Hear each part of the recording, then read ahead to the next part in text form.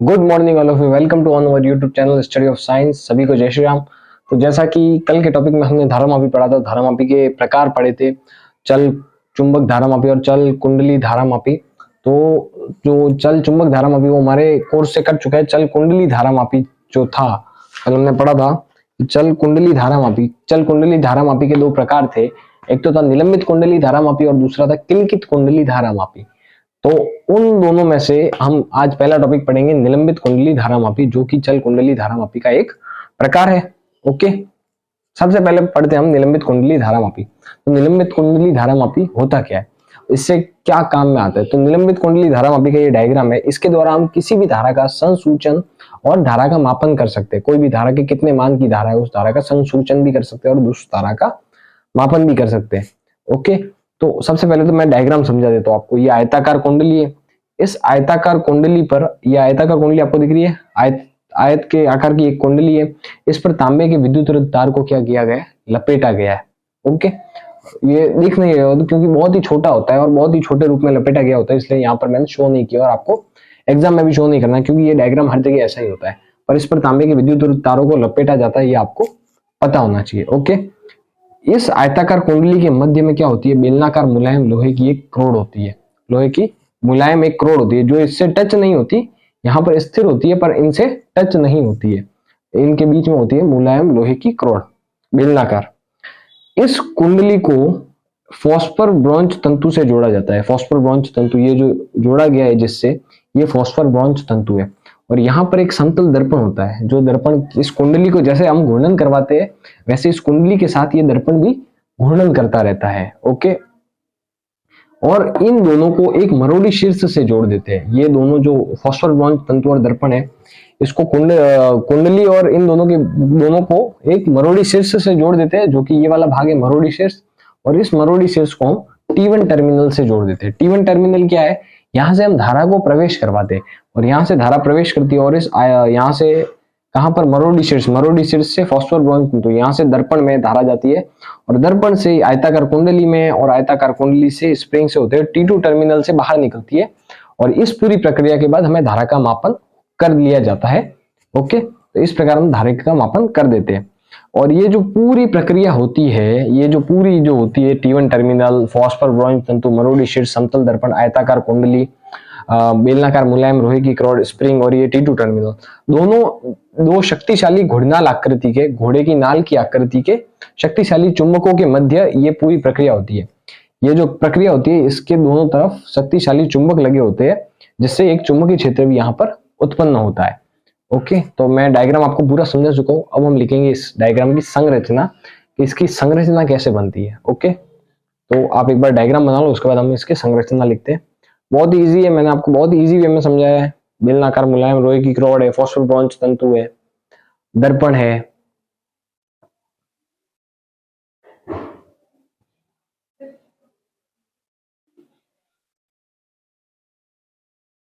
फटाफट आप डायग्राम बना लो।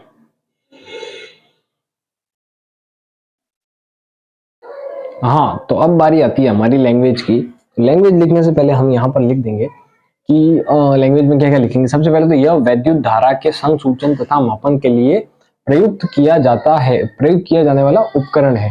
सबसे पहले तो हमें यही पता होना चाहिए कि निलंबित कुंडली धारामापी जो है वो किस लिए यूज में लाया जाता है। तो जो निलंबित कुंडली धारामापी है वो धारा के संसूचन तथा धारा के मापन में उपयोग किया जाने वाला एक उपकरण है। इसके बाद इसकी संरचना की बारी आती है। तो संरचना क्या है, मतलब इसमें कैसे बना है, क्या जुड़ा है, कहाँ जुड़ा है।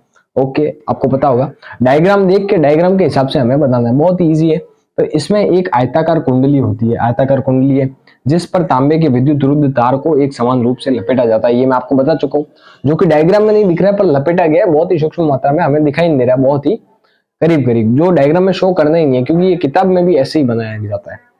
कुंडली फॉस्फर ब्रांच तंतु द्वारा मरोड़ी शीर्ष पर निलंबित होती है, जिसको T1 टर्मिनल से जोड़ते हैं। जो कुंडली थी हमने देखी थी आयताकार कुंडली, वो फॉस्फर ब्रॉन्ज तंतु द्वारा मरोड़ी शीर्ष पर निलंबित है, यानी फॉस्फर ब्रॉन्ज तंतु द्वारा मरोड़ी शीर्ष से जुड़ी हुई है, निलंबित।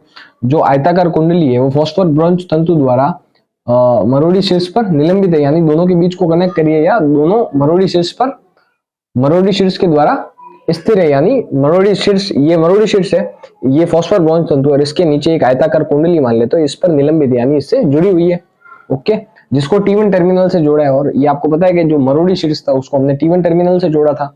इसके बाद थर्ड पॉइंट आता है कि इस ब्रांच तंतु यानी ये फॉस्फोर ब्रांच तंतु, इस ब्रांच तंतु के नीचे के सिरे पर एक समतल दर्पण लगा होता है। मैंने आपको बताया था गोल गोल ये समतल दर्पण, तो वो जस्ट फॉस्फोर ब्रांच तंतु के नीचे था।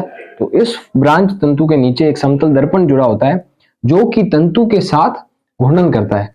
जैसे फॉस्फोर ब्रॉन्ज तंतु में धारा प्रवाहित होगी वो घूर्णन करने लगेगा, उसके साथ वो दर्पण भी घूर्णन करने लगेगा जो फॉस्फोर ब्रॉन्ज तंतु के नीचे लगा हुआ है। तो यहां तक नोट कर लो। इसकी संरचना थोड़ी बड़ी है तो हम आराम से लिखते जाएंगे, कोई नहीं, आप लिखो ये पॉइंट, उसके बाद हम आगे बढ़ते हैं।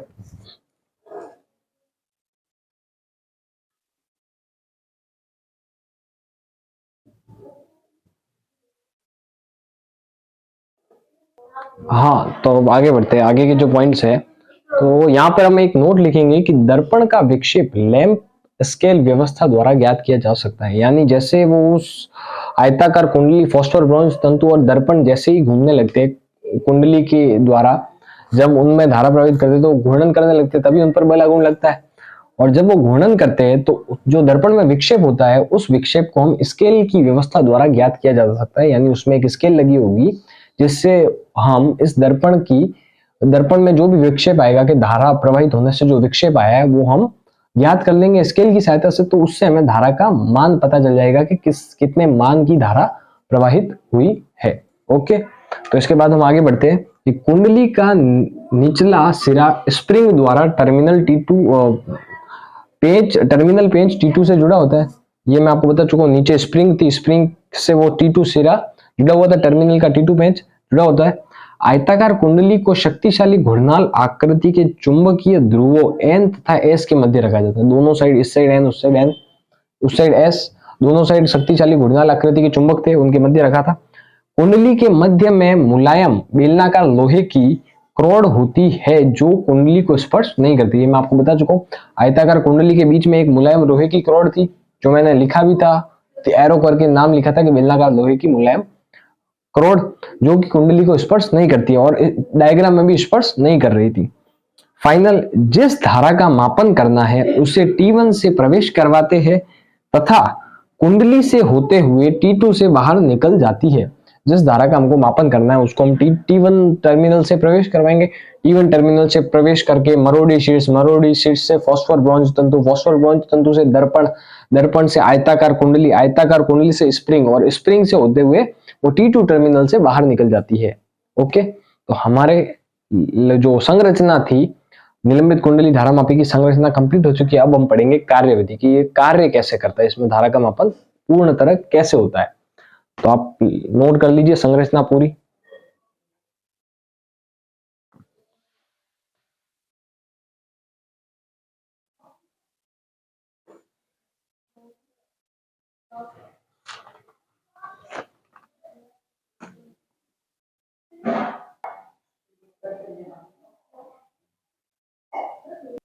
हाँ, तो अब हम आते हैं अपनी कार्यविधि की। कार्यविधि क्या होगी निलंबित कुंडली धारामापी की। तो कार्यविधि सबसे पहले समझते हैं कि जब धारामापी में धारा प्रवाहित की जाती है, यानी निलंबित कुंडली धारामापी में जब हम धारा प्रवाहित करते हैं तो कुंडली के ऊर्ध्वाधर भुजाओं पर क्षैतिज दिशा में दो बल कार्य करते हैं। कुंडली यानी ये आयताकार कुंडली हमारी कुंडली थी, तो आयताकार कुंडली की ऊर्ध्वाधर भुजा, ऊर्ध्वाधर किसको कहते हैं, जो खड़ी भुजा है ये और ये ऊर्ध्वाधर भुजाओं पर क्षैतिज दिशा में, क्षैतिज दिशा बोले तो ये क्षैतिज यानी इस दिशा में, क्षैतिज दिशा में दो बल कार्य करते हैं। यानी दोनों ऊर्ध्वाधर भुजाओं पर क्षैतिज दिशा में, ये बल की दिशा बता रहा हूं मैं आपको, ऊर्ध्वाधर भुजा बताने के लिए शौक है। दोनों ऊर्ध्वाधर भुजाओं पर क्षैतिज दिशा में दो बल कार्य करते हैं। ये दोनों बल परिमाण में समान किंतु दिशा में विपरीत होते हैं। इन दोनों बल की वैल्यू तो सेम है, बल का मान के ये अगर इधर से इतना जोर लगा रहा है तो ये हाथ भी इधर से इतना ही जोर लगा रहा है, परंतु दिशा विपरीत है। दिशा विपरीत कैसे, ये इसको अगर पीछे धकेल रहा है तो ये इसको आगे धकेल रहा है। दिशा विपरीत है दोनों की, मतलब ये इसको इधर खींच रहा है तो ये इसको इधर खींच रहा है, ये इसको पीछे धक्का दे रहा है तो ये इसको आगे की तरफ धक्का दे रहा है। तो इससे क्या होगा, परिमाण विपरीत, दिशा विपरीत है किंतु दोनों बलों की क्रिया रेखा अलग अलग होने से दोनों बलों की क्रिया रेखा भी अलग है, यानी एक बल इस क्रिया रेखा पर लग रहा है और एक बल इस क्रिया रेखा पर लग रहा है। ओके, तो दोनों ऊर्ध्वाधर भुजाओं पर क्षैतिज दिशा में दो बल लग रहे हैं। दोनों बलों की क्या है, दिशा अलग अलग है और परिमाण समान है, और दोनों बलों की क्रिया रेखा भी अलग अलग है, यानी एक बल इस क्रिया रेखा पर कार्य कर रहा है, एक बल इस क्रिया रेखा पर कार्य कर रहा है, जिसके अलग अलग होने से कुंडली पर बल आघूर्ण लगेगा। बल आघूर्ण जिससे कुंडली घूर्णन करने लगती है। अब उधर भी हमने ये देखा था, इससे पिछली जो हमने डेरिवेशन की थी, आयताकार कुंडली घूर्णन क्यों करी थी, क्योंकि आयताकार कुंडली की ऊर्ध्वाधर भुजाओं पर क्षैतिज दिशा में दो बल कार्य कर रहे थे, दोनों की क्रिया रेखा अलग अलग थी, एक बल इस पर और एक बल इस पर कार्य कर रहा था, और दोनों की दिशा विपरीत थी, तो वो उसको पीछे धकेलेगा और वो उसको आगे धकेलेगा। तो जैसे ये आप मानो कि यहाँ पर कि ये एक बॉक्स है, इस बॉक्स को मैं यहाँ से पीछे धकेल रहा हूँ और यहाँ से आगे धकेल रहा हूँ, दोनों की दिशा विपरीत है, तो इसको यहाँ से पीछे धकेलूंगा, इसको आगे धकेलूंगा, तो ये घूर्णन करने लगेगा। वापस यहाँ पर आया तो मैं इसको वापस पीछे धकेल रहा हूँ, यहाँ से आगे धकेल रहा हूँ, घूर्णन करने लगेगा। और जैसे ये घूर्णन करने लगेगा तो हम जानते हैं कि जो भी वस्तु घूर्णन करती है उस पर बल नहीं लगकर क्या लगता है, बल आघूर्ण कार्य करता है, तो बल आघूर्ण लगेगा। और बल आघूर्ण लगेगा तो उस बल आघूर्ण का फॉर्मूला भी होगा, बल आघूर्ण क्या लगेगा, जो पिछली बार लगाया था, पिछली बार हमारा क्या बल आघूर्ण लगा था उस आयताकार कुंडली पर, tau equals to I A B sine X, ये लास्ट हमारा फॉर्मूला आया था पिछली बार, tau equals to I A B sine X. यहाँ पर एन क्यों लगा है, एन इसलिए लगा है क्योंकि मैंने आपको बताया था कि आयताकार कुंडली पर क्या है, तांबे के विद्युत रुद्ध तार को लपेटा गया है, यहाँ पर ऐसे लपेटा गया है तांबे के विद्युत रुद्ध तार को, और इन फेरों की संख्या कितनी है, जो ये फेरे लपेटे गए पूरी कुंडली पर, तांबे के विद्युत रुद्ध तार लपेटे गए, तो इन फेरों की संख्या मैंने क्या मानी है, एन।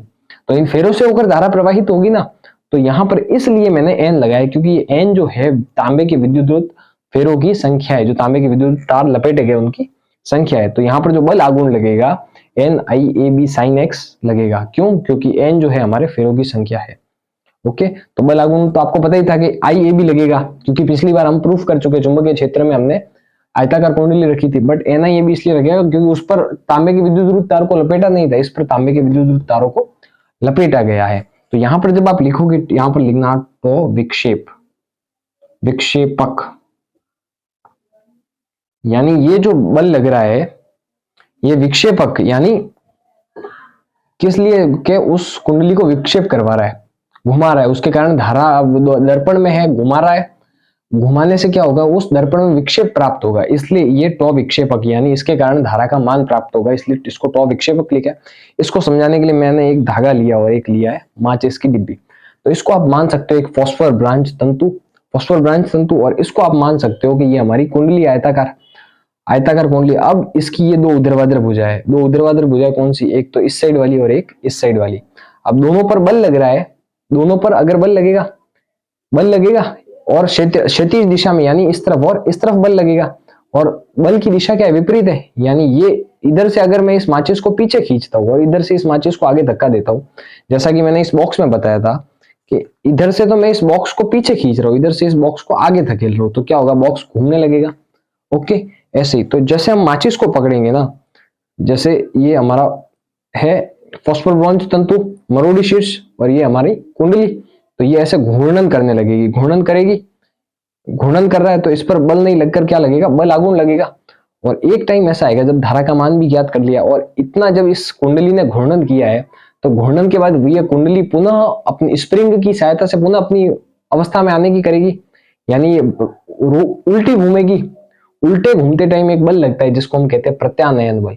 आपने पढ़ा होगा 11th क्लास में, कोई भी वस्तु जिस पर हम बल लगाते हैं, जैसे एक स्पंज ही हुआ, स्पंज हुआ, ये बॉक्स ले लेते हैं हम, बॉक्स पे मैंने बल लगाया, बॉक्स को क्या किया, अंदर दबा दिया, पर अब ये बॉक्स वापस बाहर आ गया, तो ये कौन से बल के द्वारा आया, प्रत्यानयन बल। जो भी वस्तु वापस अपनी पुनः अवस्था में आने के लिए जो बल लगाती है उसे प्रत्यानयन बल कहते हैं। तो स्प्रिंग जैसे मैंने इसको घुमाया, इसकी मूल अवस्था से इसको विपरीत कर दिया, अब ये माचिस क्या करेगी, यानी ये कुंडली क्या करेगी, पुनः अपनी मूल अवस्था में आने के लिए क्या करेगी, इसके विपरीत घूमेगी, ताकि ये विपरीत घूम रही है ताकि पुनः उसी अवस्था में आ जाए। तो अब हम प्रत्यानयन बल भी ज्ञात करेंगे। जैसे धारा का मान तो हमने ज्ञात कर लिया, बल आघूर्ण का मान ज्ञात कर लिया, पर कुंडली जो स्प्रिंग पर रोटेट होते वक्त उस पर जो मरोड़ लगी है वो मरोड़ घूमेगी वापस, तो विपरीत घूमेगी कुंडली, और उससे हमें प्रत्यानयन बल भी प्राप्त होगा, और वहां पर जो बल आघूर्ण आएगा वो प्रत्यानयन बल आघूर्ण होगा। क्यों, उस वक्त कुंडली रोटेट कर रही है, उस वक्त भी कोई बल आघूर्ण मिलेगा, उस वक्त कुंडली विपरीत रोटेट कर रही है, उस पर उस वक्त प्रत्यानयन बल लग रहा है। तो प्रत्यानयन बल नहीं लगकर बल आघूर्ण लगेगा, और प्रत्यानयन बल नहीं लगकर प्रत्यानयन बल आघूर्ण लगेगा उस वक्त। तो यहां तक आप नोट कर लो, उसके बाद मैं आपको बताता हूं।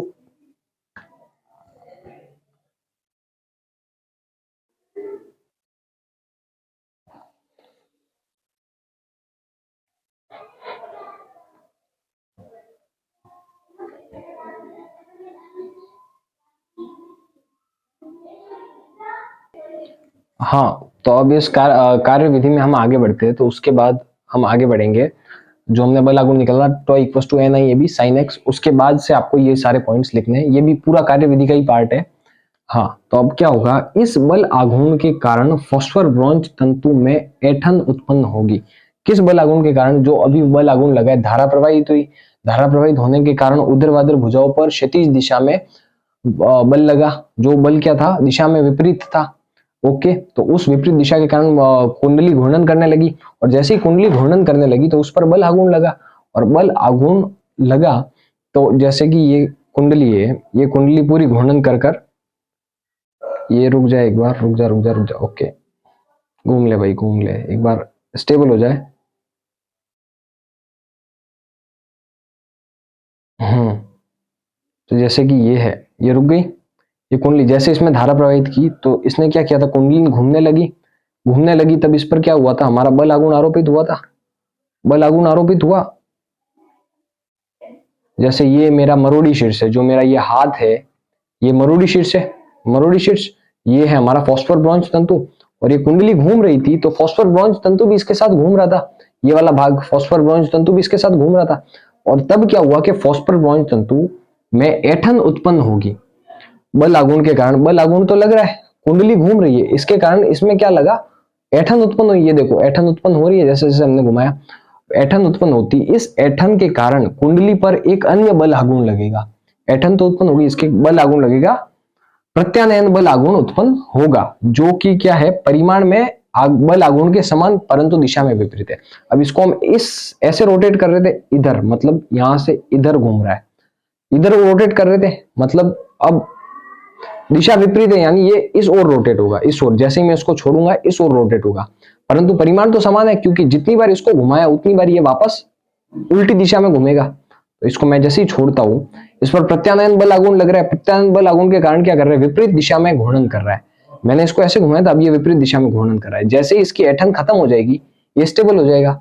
ओके, तो यही थी हमारी कार्य विधि। ओके, तो जैसे ही हम उसमें ऐंठन उत्पन्न होगी फॉस्फर ब्रोंज तंतु में, इस ऐंठन के कारण कुंडली पर एक अन्य बल आघूर्ण, प्रत्यानयन बल आघूर्ण उत्पन्न होगा। इसको हम प्रत्यानयन बल आघूर्ण इसलिए कह रहे हैं, 11th क्लास में आपने प्रत्यानयन बल पढ़ा होगा कि प्रत्यानयन बल वो है जो वस्तु को पुनः उसी अवस्था में लाने का। जैसे एक स्पंज है, स्पंज को मैं अगर दबाऊंगा तो स्पंज अंदर दब जाता है, और जैसे ही हाथ हटाऊंगा तो स्पंज वापस अपनी अवस्था में आ जाता है।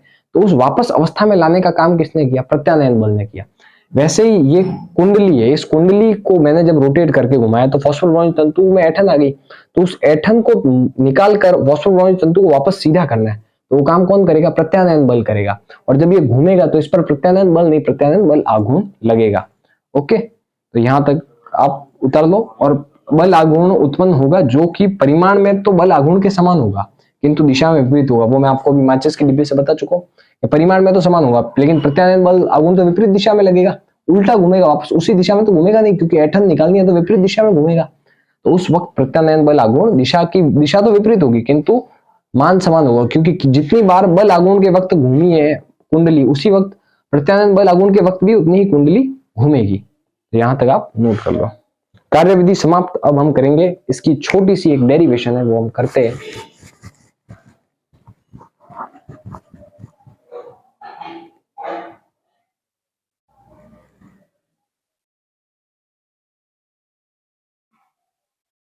हाँ, तो अब हम आगे बढ़ते हैं। अब हम जो डेरिवेशन है इसकी, वो डेरिवेशन करेंगे कि जब कुंडली में आई मान की धारा प्रवाहित की जाती है तो कुंडली पर लगने वाला बल आघूर्ण, ये वही है टॉ विक्षेपक जो हमने पहले लिखा था।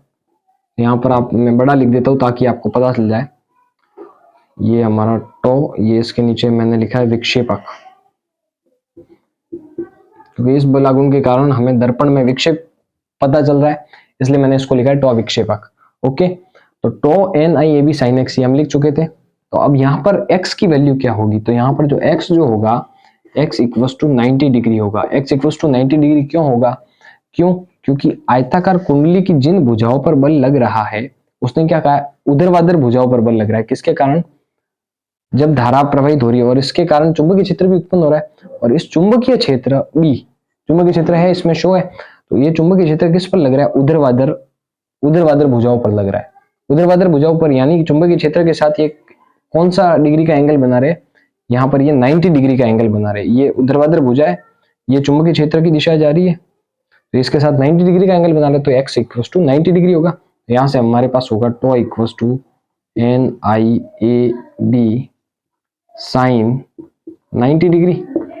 ओके, और साइन 90 डिग्री की वैल्यू 1 होती है, तो यहाँ से हम जानते हैं, यहाँ पर लिख देना आप विक्षेपक इसके नीचे, तो विक्षेपक इक्वल्स टू, और जब 1 इन सब से मल्टीप्लाई करेगा तो हमारे पास एज इट इज वैल्यू आएगी N I A B. Okay, तो इसको आप समीकरण नंबर 1 नाम दे देना। और एक फाइनल स्टेप, उसके बाद हमारा ये निलंबित कुंडली धारामापी कंप्लीट। यहां तक आप नोट कर लो।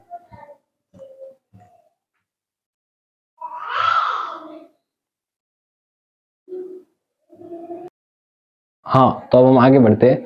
प्रत्यानयन बल आघूर्ण के कारण फॉस्फर है ये, प्रत्यानयन बल आघूर्ण के कारण फॉस्फर ब्रांच तंतु तथा स्प्रिंग पुनः अपनी मूल स्थिति में लौटती है। ये हम जानते हैं कि जब प्रत्यानयन बल लगेगा तो वो विपरीत दिशा में घूर्णन कर पुनः अपनी मूल स्थिति में लौटेगी। तब जो टो एठन यानी एठन के कारण जो बल आघूर्ण उत्पन्न हुआ है, एठन जब निकलेगी तब कुंडली विपरीत दिशा में घूर्णन करने लगेगी, विपरीत दिशा में घूर्णन करेगी तब एक बल आघूर्ण उत्पन्न होगा, क्योंकि प्रत्यानयन बल आघूर्ण, और वो प्रत्यानयन बल आघूर्ण किसके बराबर होगा, फाई। और फाई क्या है, कुंडली में प्रत्यानयन बल के कारण विक्षेप, प्रत्यानयन बल के कारण कुंडली में जो विक्षेप उत्पन्न होगा वो है हमारा फाई। और जब ये हमारे पास ये हटेगा समानुपाती का निशान, तब यहाँ पर आएगा आर फाई।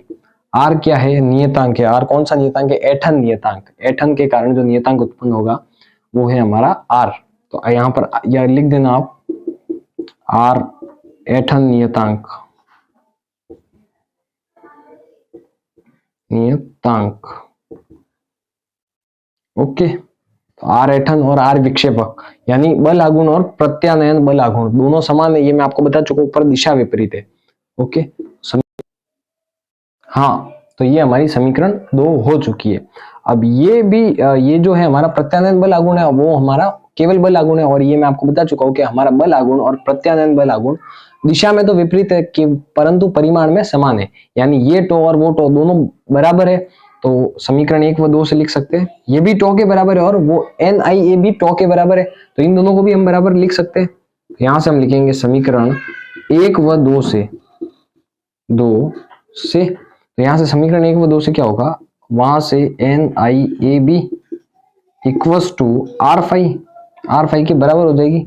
ओके, तो यहां पर मैं केवल आई को रखूंगा और बाकी सबको उधर भेज दूंगा, एन ए बी। ओके, यहां पर परिवर्तित क्या किया है, एक तो आई धारा का मान परिवर्तित किया जा सकता है, और एक फाई जो कि विक्षेप यानी कुंडली में जो हम विक्षेप करेंगे उसको भी परिवर्तन कर सकते हैं। ओके, तो यहां से मैं इसको के मान लूंगा, ये सब कांस्टेंट राशियां है। ए बी, ये तो नियतांक ही है, चुंबकीय क्षेत्र का मान भी नियत रहता है, क्षेत्रफल भी एक कांस्टेंट राशि है और फेरों की संख्या भी एक कांस्टेंट है, तो ये सबको कांस्टेंट में मिक्स रूप से एक के कांस्टेंट मान लेता हूं। तो यहां से कांस्टेंट माना है तो इसकी जगह हम के लिख देंगे, आई इक्वल्स टू के फाई। और अगर इस बराबर को हटाऊं मैं तो आई प्रोपोर्शनल टू फाई।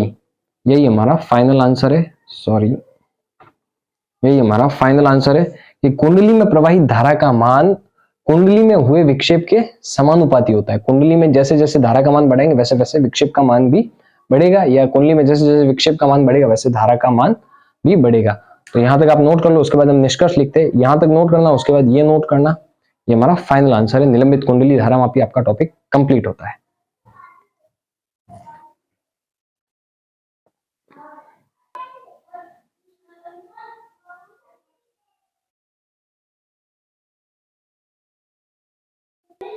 तो फाइनल निलंबित कुंडली धारा मापी कंप्लीट होता है लास्ट निष्कर्ष के साथ कि धारा मापी में प्रवाहित धारा आई उत्पन्न विक्षेप के समानुपाती होती है। उत्पन्न विक्षेप है हमारा फाई। तो निष्कर्ष हो गया हमारा कि धारा मापी में प्रवाहित धारा का मान उत्पन्न विक्षेप के समानुपाती होता है। तो हमारा निलंबित कुंडली धारा मापी टॉपिक पूरा होता है। ऐसे ही जुड़े रहिए हमारे YouTube channel study of science के साथ। हमारे वीडियोस को लाइक कीजिए, चैनल को सब्सक्राइब कीजिए, और अगर आपको कुछ भी समझ में नहीं आता है तो आप कमेंट कीजिए, हम आपको और अच्छे समझाने का ट्राई करेंगे। या कोई नया टॉपिक हो जो आपको पढ़ना हो और मैं नहीं पढ़ा पा रहा हूँ या नहीं, मतलब मेरे माइंड में नहीं है वो टॉपिक, तो आप कमेंट में कीजिए, कमेंट में उस टॉपिक का नाम लिख दीजिए, मैं उस टॉपिक पर आपको 2 या 3 दिन में वीडियो बनाकर भेज दूंगा। ओके, तो ये नोट कर लो निष्कर्ष।